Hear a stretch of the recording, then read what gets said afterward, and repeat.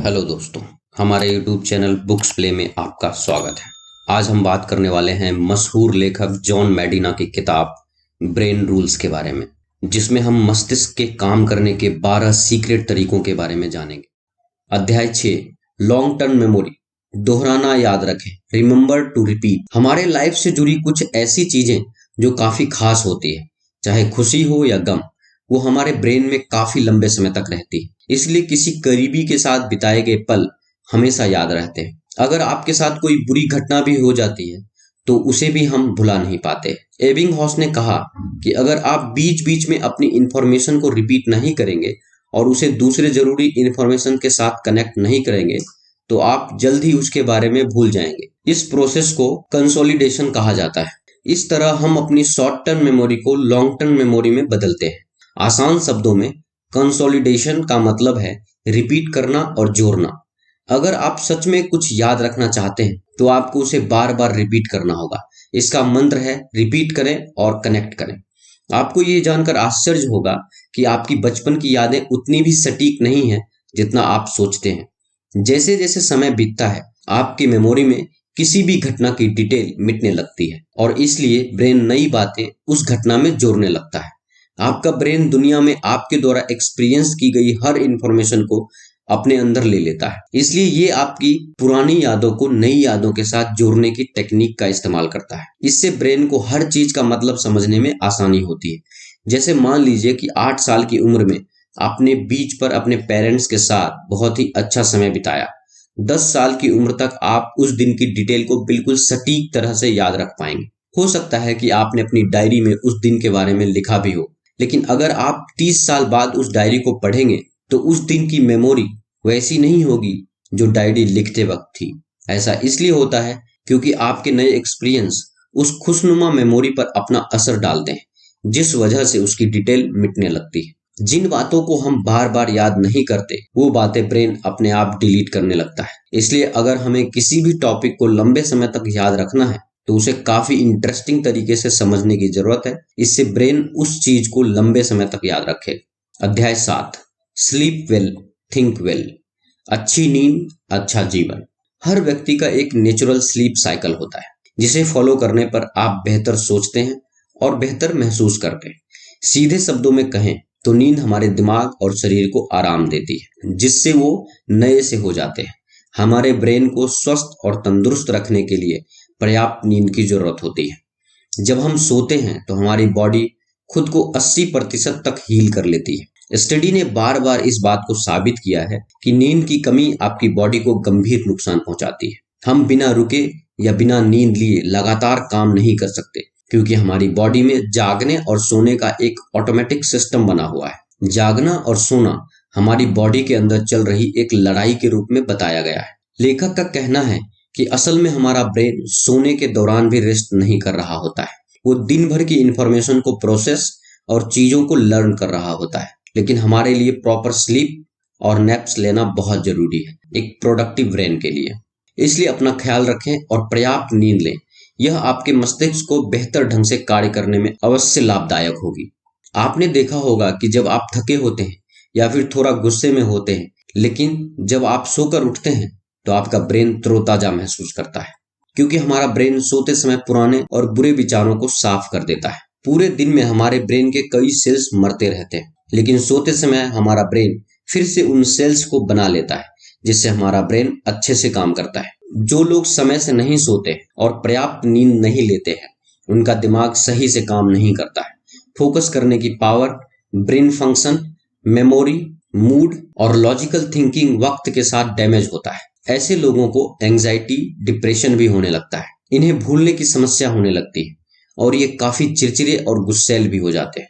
इसलिए आपको रोजाना 7 से 8 घंटे नींद अवश्य लेनी चाहिए।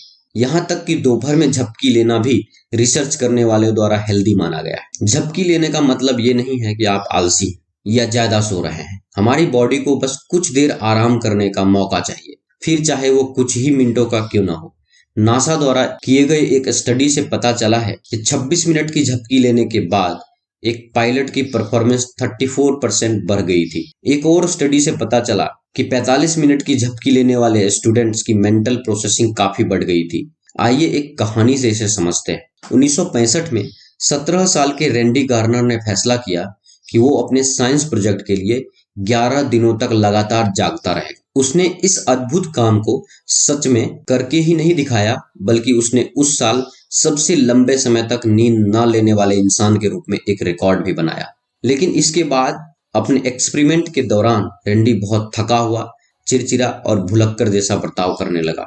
उसमें अल्जाइमर बीमारी के लक्षण जैसे भ्रम, पागलपन और मेंटल कंफ्यूजन भी दिखाई देने लगे। रैंडी की बॉडी एक खराब हुई मशीन की तरह काम कर रही थी। अपने एक्सपेरिमेंट के आखिरी दिन उसकी उंगलियां कांपने लगी और वो ठीक से बोल नहीं पा रहा था। पूरी नींद लेना सिर्फ बच्चों के लिए ही जरूरी नहीं होता, ये हमारी बॉडी का एक नेचुरल प्रोसेस है खुद को रिचार्ज करने का। पूरी नींद लेना हर उम्र के इंसान के लिए बहुत जरूरी है। जब आपको एग्जाम के लिए पढ़ने की या किसी इंपॉर्टेंट प्रोजेक्ट पर काम करने की जरूरत होती है, तो आपको बीच बीच में रेस्ट जरूर लेना चाहिए। झपकी लेने का मतलब आलसी होना नहीं होता, बल्कि ये आपको ज्यादा प्रोडक्टिव बनाता है। अध्याय 8, स्ट्रेस। तनाव आपको दुर्बल बनाता है। स्ट्रेस हमारे ब्रेन के लिए सबसे घातक होता है। ये हमारे ब्रेन के न्यूरॉन्स को जल्दी जल्दी खत्म कर देता है, जिससे हमारे मेमोरी और इंटेलिजेंस पर बुरा प्रभाव पड़ता है। हमारा दिमाग लगभग 30 सेकंड तक चलने वाले स्ट्रेस से निपटने के लिए बना होता है, ज्यादा लंबे समय तक बने रहने वाले स्ट्रेस के लिए नहीं, क्योंकि ज्यादा स्ट्रेस लेना हमारे ब्रेन की ब्लड वेसल्स को खराब कर देता है और इसके कारण हमें हार्ट अटैक भी आ सकता है। अगर आपको घर में, क्लास में या जॉब में बहुत ज्यादा स्ट्रेस मिलता है, तो यही स्ट्रेस आपके लाइफ में सक्सेस होने के चांस को भी कम कर देता है। मतलब अगर आपके घर का एनवायरनमेंट ठीक नहीं है, तो उसका स्ट्रेस आपको जॉब में या फिर आपकी क्लास में आपको परेशान करेगा और आपकी परफॉर्मेंस और प्रोडक्टिविटी को खराब करेगा, क्योंकि ज्यादा स्ट्रेस से कॉर्टिसोल बढ़ने के कारण हिपोकैम्पस में सेल्स डैमेज होने लगते हैं। इससे ठीक से सोचना और याद करने की क्षमता कम हो जाती है। तो अगर आपकी रिलेशन ठीक नहीं है, तो उन्हें ठीक करो और अपने स्ट्रेस को अपने ऑफिस या क्लास में लेकर मत जाओ, या फिर जिन चीजों को कंट्रोल नहीं कर सकते, उन चीजों का स्ट्रेस आपको नहीं लेना चाहिए। जब हम शारीरिक या मानसिक रूप से बहुत अधिक तनाव लेते हैं, तो शरीर अपनी ऊर्जा का इस्तेमाल इससे निपटने में करता है, जिसे फाइट या फ्लाइट रिस्पॉन्स कहते हैं। किसी भी तनावपूर्ण स्थिति में हम इस रिएक्शन का अनुभव करते हैं। इसमें नर्वस सिस्टम एड्रेनल ग्लैंड को एड्रेनालिन और कॉर्टिसोल छोड़ने के निर्देश देते हैं। इन हार्मोन्स की वजह से दिल की धड़कन बढ़ जाती है, बीपी बढ़ जाता है, पाचन क्रिया प्रभावित होती है और रक्त के प्रवाह में ग्लूकोज का स्तर तेजी से बढ़ता है। आमतौर पर यह रिएक्शन हमें खतरे से दूर करने में मदद करती है। दरअसल तनाव में अपनी रक्षा करने के लिए प्रेरित करता है। यह पुराने समय में हमारे जीवन को बचाने में काफी सहायक था, लेकिन अधिक तनाव हानिकारक है। जब आप तनाव महसूस करने के आदी हो जाते हैं, तो आप अक्सर नियंत्रण की भावना खो देते हैं और समस्याओं के सामने खुद को असहाय महसूस करने लगते हैं। तनावपूर्ण व्यक्ति का दिमाग किसी भी तरह का कार्य करना बंद कर देता है, क्योंकि प्राचीन काल में हमारा मस्तिष्क खतरों का अनुभव करने के लिए तैयार रहता था। हम आज भी छोटे छोटे संकटों को कभी कभी बड़ा समझने लगते हैं। साइंस की भाषा में इसे कैवमैन सिंड्रोम कहते हैं। क्योंकि हम प्राचीन हार्डवेयर पर आधुनिक सॉफ्टवेयर चलाने की कोशिश कर रहे हैं, इसलिए हमारा दिमाग लगातार छोटे खतरों को बड़ा करके देखता है। इसी डर से हम अक्सर अच्छे अवसर भी खो देते हैं। अध्याय 9, सेंसरी इंटीग्रेशन। एक साथ अधिक से अधिक इंद्रियों को सक्रिय करें।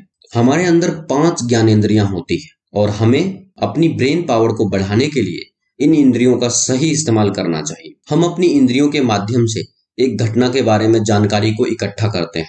यही इंद्रियां फिर उस जानकारी को विद्युत संकेत में बदलकर उन सिग्नल को ब्रेन के अलग अलग हिस्सों में भेजती है। हर व्यक्ति के मस्तिष्क में मौजूद इंद्रियां नई जानकारी को पुरानी यादों के साथ जोड़कर देखती है, जिसके कारण हर व्यक्ति हर हालात में अलग तरीके से प्रतिक्रिया करता है।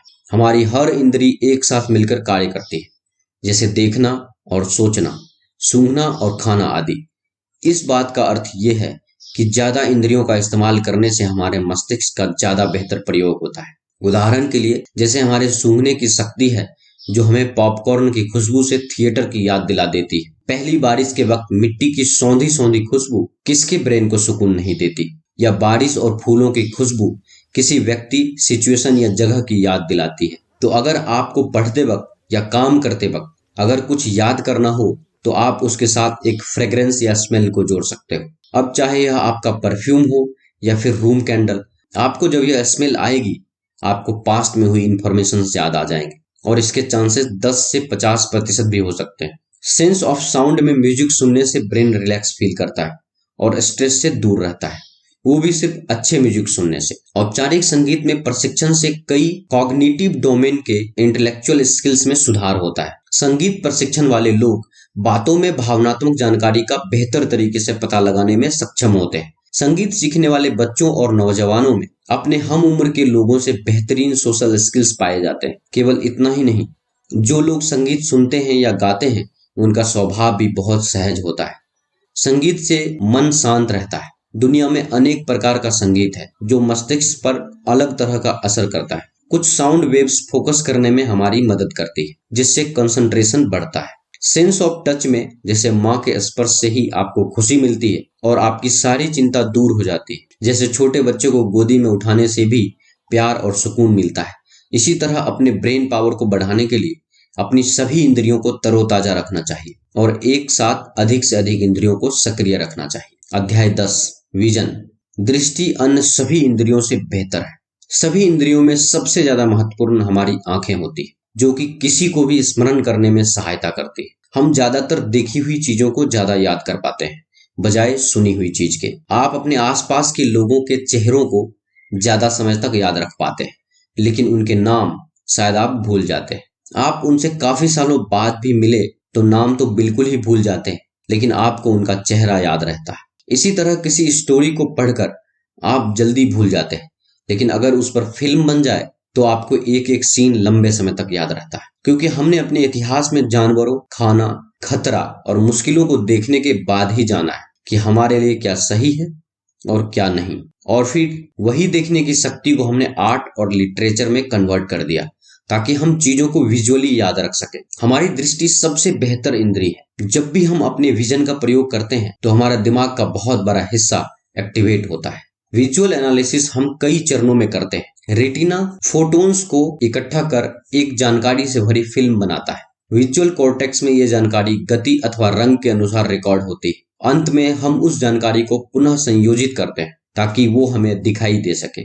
परंतु ये भी सच है कि हम जो भी देखते हैं जरूरी नहीं वो सही हो। कभी कभी हमारा ब्रेन हमें कुछ सामने हो रही चीजें नहीं दिखाता और कभी कभी जो ना हो रहा हो वो भी दिखाता है, पर ऐसा बहुत असाधारण अवसरों पर ही होता है। ज्यादातर जो चीजें हमें नजर आती है वो हमें बहुत अच्छे से याद रहती है। इसलिए अगर आप भी अपने मस्तिष्क की याद रखने की शक्ति को बढ़ाना चाहते हैं तो चीजों को सिर्फ सुनना नहीं, देखना भी शुरू करें। अध्याय 11, जेंडर।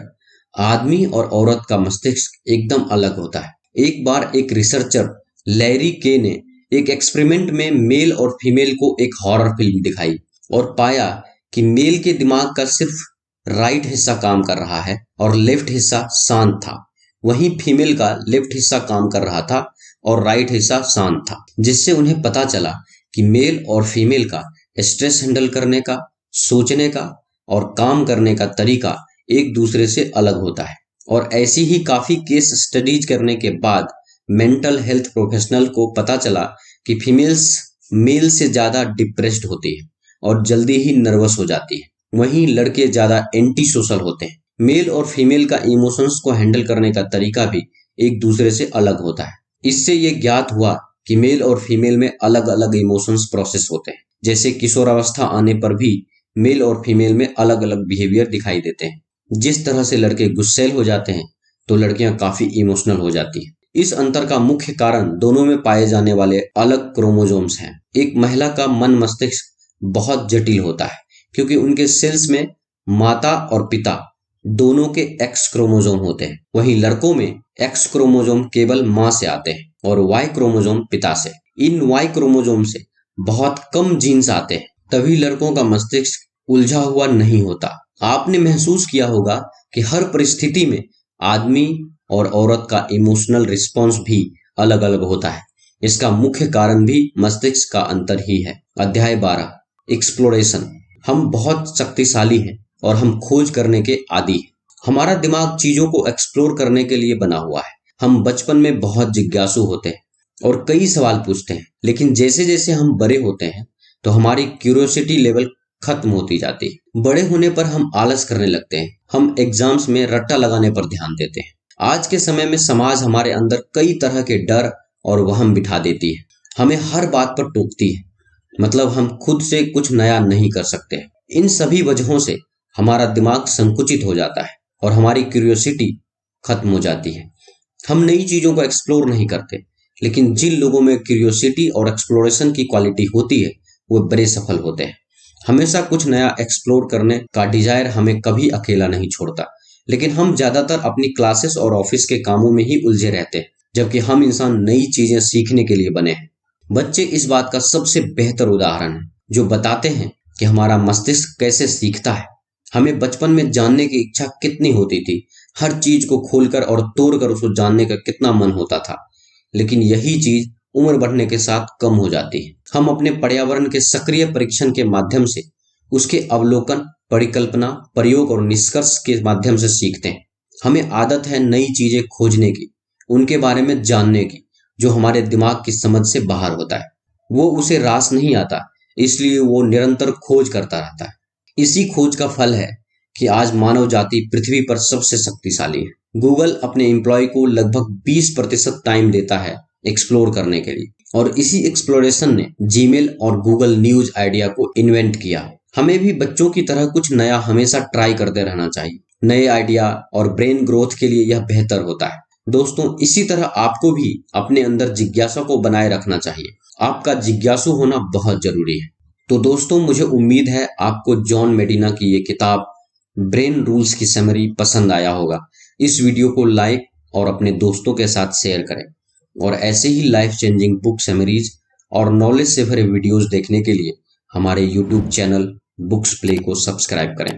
मैं जल्द ही आपके लिए एक नया वीडियो लेकर आऊंगा। तो चलिए मिलते हैं अगली वीडियो में। धन्यवाद।